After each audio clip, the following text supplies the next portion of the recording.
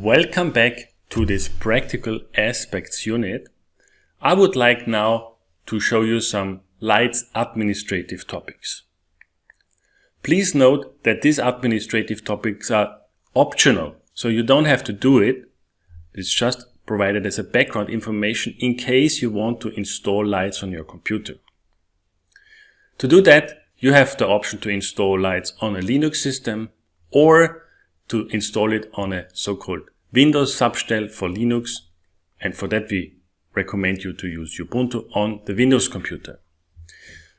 In order to do that, you perhaps need help, or if you want to go through the whole procedures, I have included here two files that show you links to additional screencasts, how to achieve that. There's also a nice forum, there's a nice manual about LIGGGHTS, how you can install it. Please note that we cannot cover a full LIGGGHTS installation tutorial in this MOOC, and this is as it should be. Maybe you prefer another DEM simulator, or you have already LIGGGHTS installed on your computer. We simply refer to a separate installation tutorials for the software tools that you want to use. Next, I would give you general advice for how you should work with a DEM simulator. In our case, this will be LIGGGHTS as already announced. The first advice that I would like to give is to start with a functional tutorial. In the case of LIGGGHTS, we have a large set of tutorials provided in this installation folder. You see, we have CHUT simulation, we have topics dealing with cohesion. Cohesion will be part of the more advanced unit later on force models, contact models, a conveyor that you have seen already before, or heat transfer setups. Find the tutorial that is closest to your final application. In our case, this was the CHUT where tutorial, and of course has the features that you want to consider. For example, if you want to insert particles at the top of your simulation, and you will see that we want to do that in our application example, then your tutorial that you pick should have that. If it has more features, no problem, then simply delete those features later. My second advice is that you run and inspect the output of the native unchanged tutorial in LIGGGHTS. So just copy and rename the folder containing the tutorial and run it in a simulator.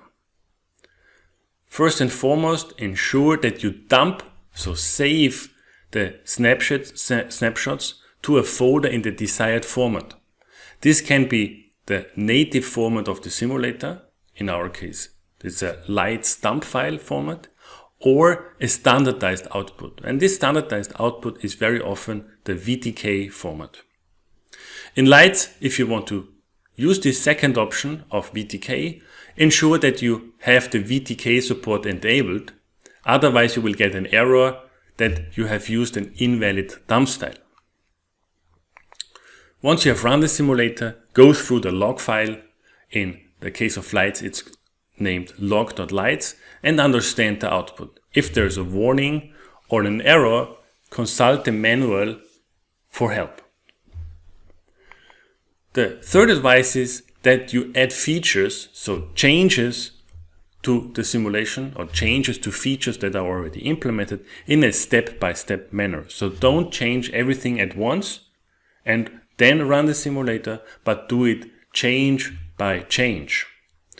The first thing is that you should adapt the post-processing of your simulator.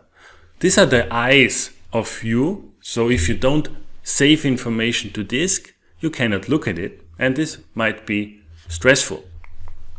Second, introduce variables and a good naming of these variables. You will see that later what that means in the context of LIGGGHTS. The third step is to adapt the geometry or add new geometry. The fourth step is that you change particle and process parameters, for example, particle size or density. Here is it of course important to know when you increase the particle number, the simulation time might explode. So you will not start with a large number of particles first, because you might be unsure about the process parameters. Last but not least, it's important to group your input into multiple files. You will see quite soon how this can be achieved in LIGGGHTS. Also, please remove redundancy in your input to the simulator. For example, if you use a certain distance twice in your simulation, it is smart to define a variable and then reference to that variable at these multiple places. To round up this part, I would like to show you a general philosophy of how to set up a DEM simulation. First, make it work. Then, try to make it fast. And finally, make it beautiful. For example, by introducing variables and a good naming style. This is it for this part. See you next time.